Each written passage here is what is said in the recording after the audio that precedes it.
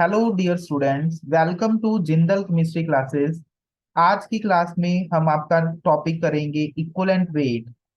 तो let's start कि आपका जो इक्विवेलेंट वेट है उसका मतलब क्या है। तो देखिए, अगर हम डेफिनेशन की बात करें कि आपका जो इक्विवेलेंट वेट है उसको हम कैसे डिफाइन करेंगे।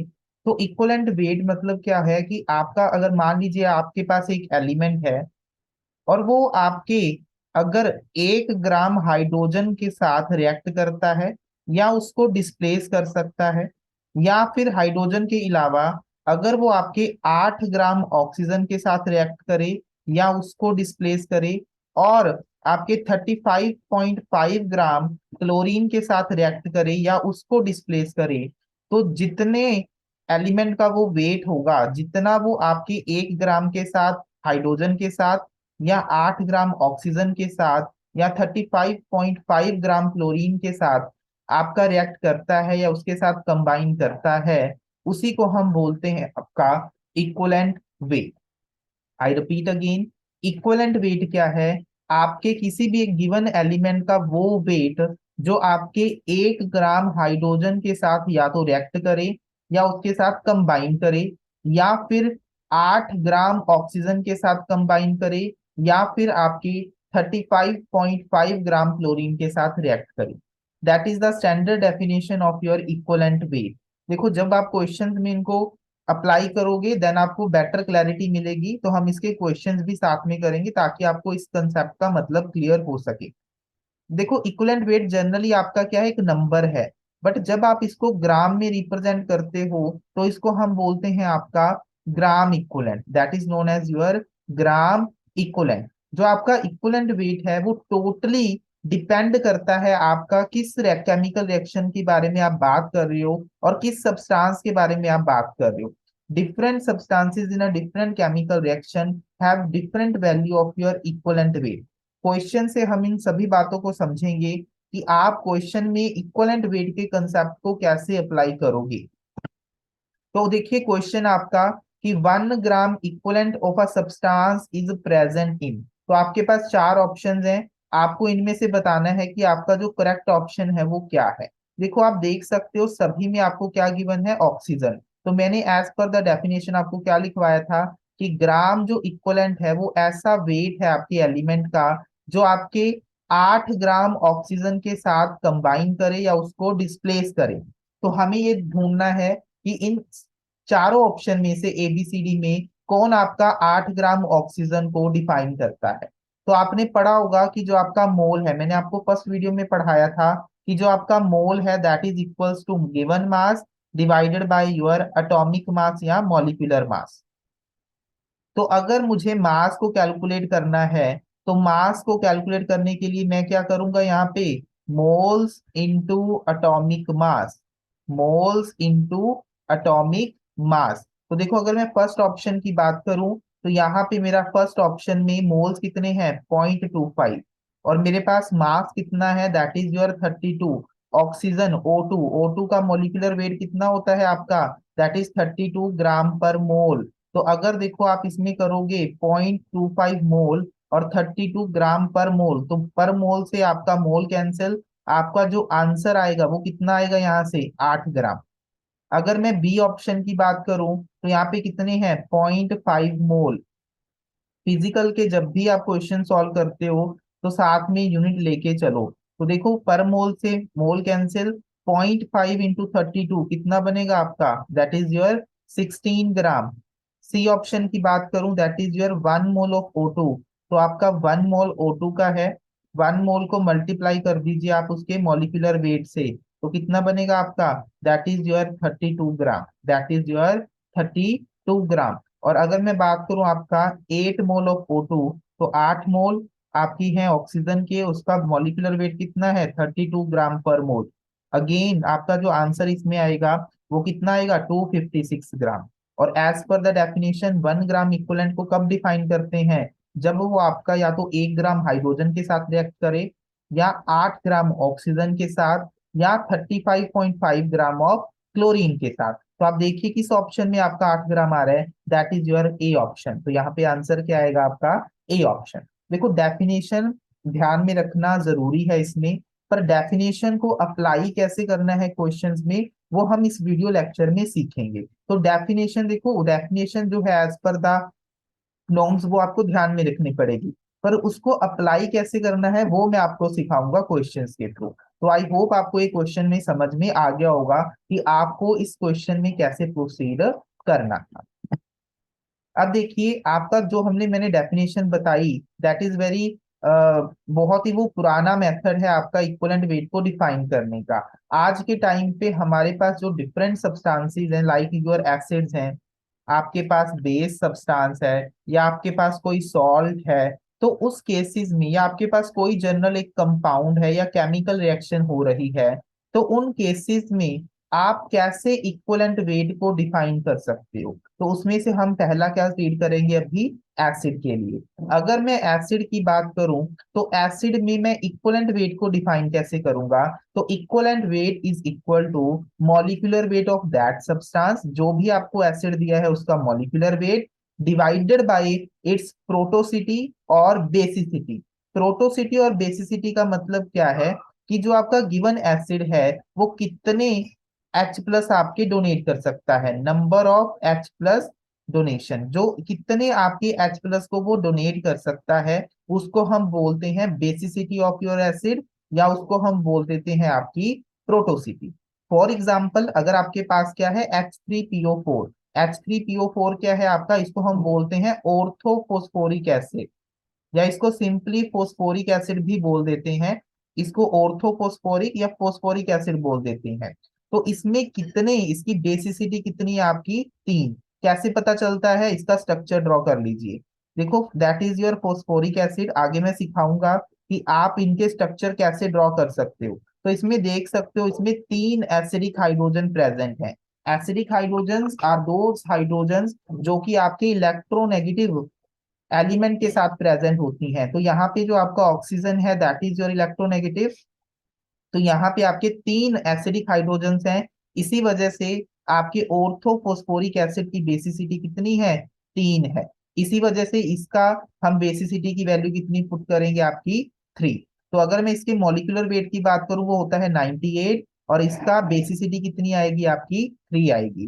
तो इसका इक्वलेंट वेट कितना आएगा फोस्फोरिक एसिड का आपका, 98/3, 98/3। बात करते हैं नेक्स्ट है आपका H3PO3, इसको हम बोलते हैं आपका phosphorus acid, that is known as your phosphorus acid.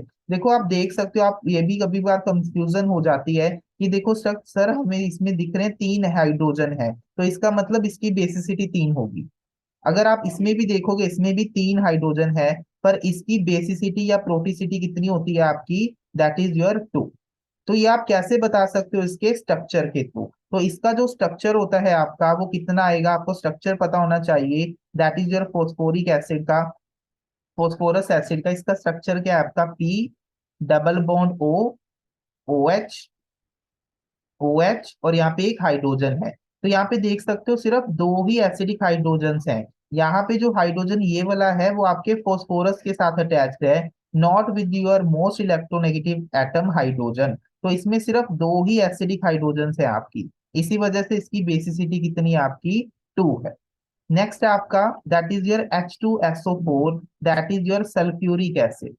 ये क्या है आपका, सल्फ्यूरिक एसिड है। और सल्फ्यूरिक एसिड का जो स्ट्रक्चर है वो आपको पता होना चाहिए, वो क्या होता है आपका, मैं यहाँ पे ड्रॉ कर देता हूँ। तो सल्फ्यूरिक एसिड का जो आपका स्ट्रक्चर है वो आपका क्या है, इसमें S double bond O OH OH। मैं सारे स्ट्रक्चर्स ये आपको आगे आने वाले लेक्चर्स में बनाना सिखाऊंगा। तो आप देख सकते हो यहाँ पे जो हाइड्रोजन है और यहाँ पे जो हाइड्रोजन है, ये दोनों आपके इलेक्ट्रोनेगेटिव एलिमेंट ऑक्सीजन के साथ अटैच्ड हैं, so they are both acidic in nature. तो इसी वजह से इसकी बेसिसिटी कितनी है, 2 है। तो इसका इक्विवेलेंट वेट कैसे कैलकुलेट करते हो, molecular weight divided by your basicity. तो कितना आएगा आपका, divided by 2। This is your oxalic acid, इसको हम बोलते हैं आपका ऑक्सैलिक एसिड। और ऑक्सैलिक एसिड में देखो आपका 2 एसिडिक हाइड्रोजन हैं, तो इसका भी आपकी बेसिसिटी या प्रोटोसिटी की वैल्यू कितनी आएगी आपकी, 2 आएगी। The next one is your H3PO2, इसको हम बोलते हैं आपका hypophosphorous acid, this is known as your hypophosphorous acid.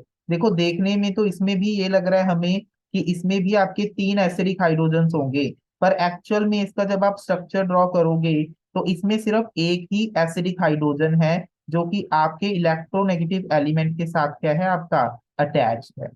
सो इसी वजह से इसका बेसिक वैल्यू कितनी है, बेसिसिटी कितनी है इसकी, 1 है। जो ये हाइड्रोजन हैं they are not acidic, because ये आपके लेस इलेक्ट्रोनेगेटिव एलिमेंट फोस्फोरस के साथ अटैच है।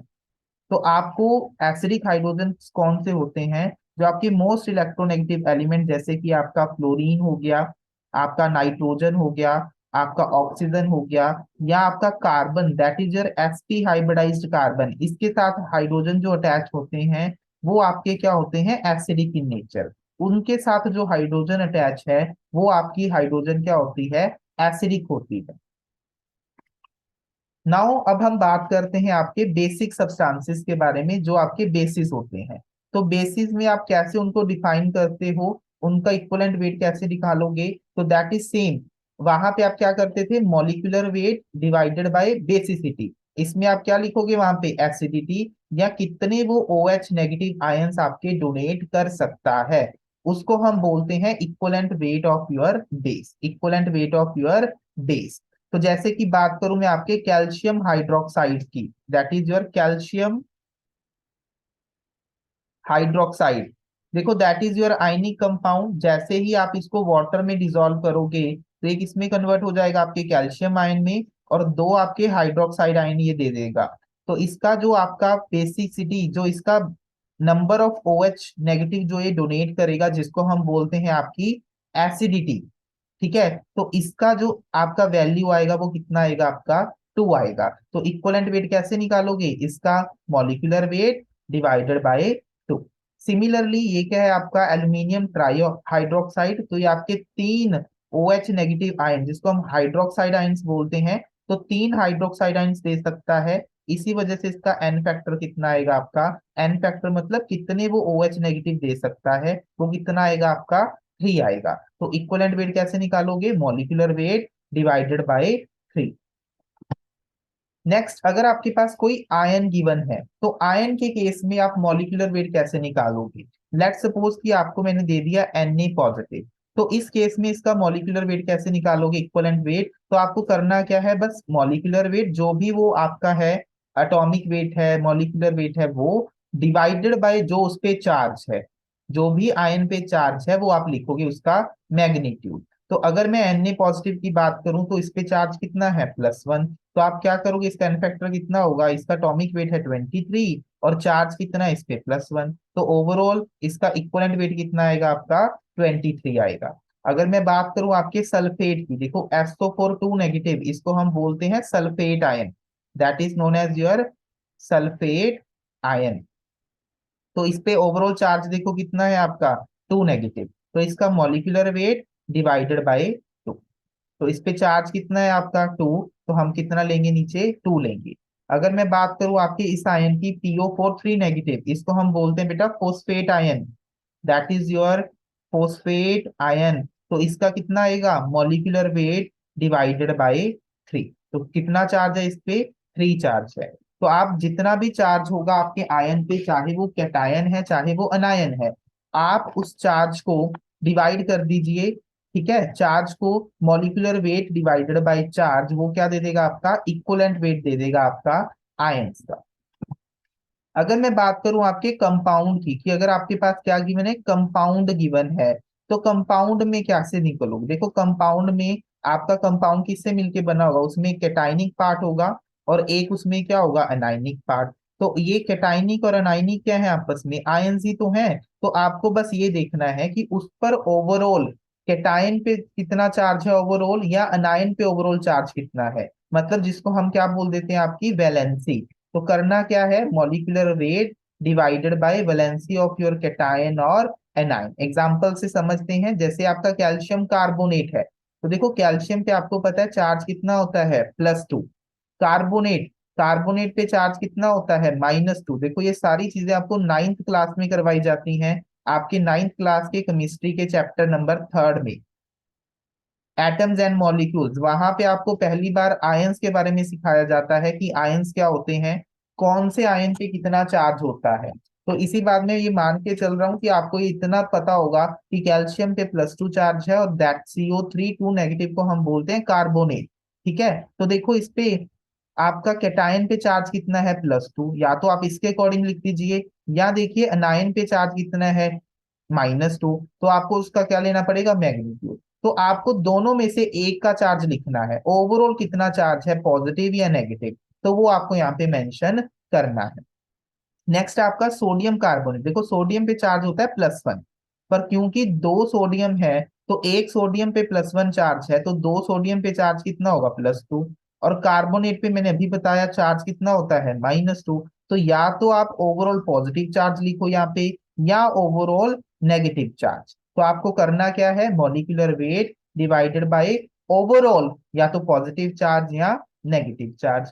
सिमिलरली आपका क्या है, एल्यूमिनियम क्लोराइड, तो एल्यूमिनियम पे चार्ज कितना होता है, +3, और आपके क्लोराइड पे चार्ज कितना होता है, -1। तो देखो टोटल पॉजिटिव चार्ज कितना है, 3। अगर मैं टोटल नेगेटिव चार्ज की बात करूं तो एक क्लोरीन पे चार्ज कितना है, -1 है, तो 3 पे कितना चार्ज होगा आपका, -3 होगा। तो आपका इक्वलेंट वेट कितना आएगा, molecular weight divided by total positive charge या टोटल नेगेटिव चार्ज, तो यहाँ पे कितना आएगा आपका, 3 आएगा। तो अब हमने देखो क्या क्या देखा कि आपके एसिडिक सब्सटेंसेस में आप इक्वलेंट वेट कैसे कैलकुलेट करते हो, molecular weight divided by it's basicity, कि वो कितने H पॉजिटिव दे सकता है। बेसिक सब्सटेंस में देखा, बेसिक में क्या आएगा, मॉलिक्यूलर वेट, और कितने वो OH नेगेटिव दे सकता है। फिर हमने आपके आयन के बारे में बात की, तो आयन में क्या आएगा, मॉलिक्यूलर वेट डिवाइडेड बाय कितना उस पे चार्ज है, चाहे पॉजिटिव है चाहे नेगेटिव है, तो आप उसका मैग्नीट्यूड लेते हो चार्ज का। कंपाउंड के बारे में सीख लिया। अब हम एक पर्टिकुलर रिएक्शन के बारे में सीखते हैं कि अगर आपके पास एक रिएक्शन गिवन है तो एक पर्टिकुलर रिएक्शन में आप इक्वलेंट वेट को कैसे कैलकुलेट करते हो। तो देखो इक्वलेंट वेट को कैलकुलेट कैसे करोगे, इसके लिए आपको ऑक्सीडेशन नंबर कैलकुलेट करना आना चाहिए, जो कि मैं अपकमिंग लेक्चर्स में आपको सिखा दूंगा। ऑक्सीडेशन नंबर को कैलकुलेट करना आना चाहिए। फॉर द टाइमिंग यहाँ पे मैं मेंशन कर देता हूँ कि इसका ऑक्सीडेशन नंबर कितना है, तो बस आपको चेंज देखना है कि ऑक्सीडेशन नंबर का चेंज कितना हुआ। ठीक है, तो आपको करना क्या है, molecular weight divided by the change in the oxidation number.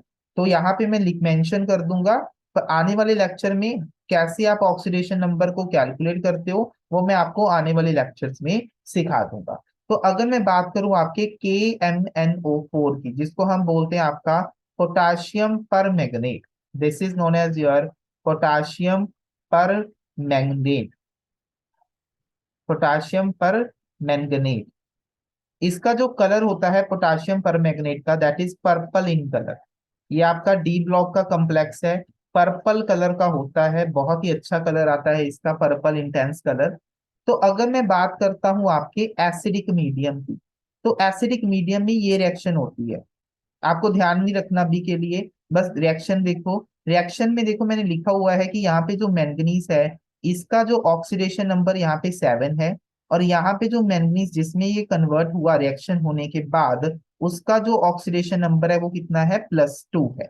तो आप देख सकते हो कितने का चेंज हुआ, +7 से +2 कितने का चेंज आया, 5 यूनिट्स का। तो आपको चेंज कैलकुलेट करना है, तो इसमें इक्वलेंट वेट कितना आ जाएगा आपका, मॉलिक्यूलर वेट डिवाइडेड बाय उसका कितना ऑक्सीडेशन नंबर का चेंज आया, जिसको हम एन फैक्टर भी बोल देते हैं। तो कितने का चेंज आया इसमें, 5 का। तो इसमें इक्वलेंट वेट कितना आएगा आपका, molecular weight divided by n factor, molecular weight divided by n factor. तो ध्यान रखना, एसिडिक मीडियम में जब आपका KMnO4 रिएक्ट करता है तो उसमें चेंज इन ऑक्सीडेशन नंबर कितना आता है आपका, 5 आता है। इस पॉइंट को ध्यान में रखना है आपको। अगर मैं बात करूं आपके बेसिक मीडियम की, तो बेसिक मीडियम में ये रिएक्शन होती है, तो इसमें देख सकते हो जो आपका मैंगनीज है वो +7 से किसमें चला गया आपका, +6 में। तो कितने का चेंज आया आपका, सिर्फ 1 यूनिट का चेंज आया। तो इसका मतलब इस केस के लिए आपका जो एन फैक्टर है, मतलब चेंज इन ऑक्सीडेशन स्टेट कितना हुआ आपका, दैट इज 1। तो इसके लिए इक्वलेंट वेट कितना आएगा आपका, molecular weight divided bye 1। That means इस केस में जो आपका इक्वलेंट वेट है वो मॉलिक्यूलर वेट के ही इक्वल आता है, किसमें, in basic medium. That point should be noted. अगर मैं बात करूं आपके न्यूट्रल मीडियम की, अगर मैं बात करूं आपके न्यूट्रल मीडियम की, तो न्यूट्रल मीडियम में ये रिएक्शन है, इसमें ये आपका +7 ऑक्सीडेशन स्टेट से इसमें जा रहा है, आपके +4 ऑक्सीडेशन स्टेट में जा रहा है। +7 से +4, तो कितने का चेंज आ रहा है, 3 का। तो इसके लिए आपका एन फैक्टर कितना हो गया, 3।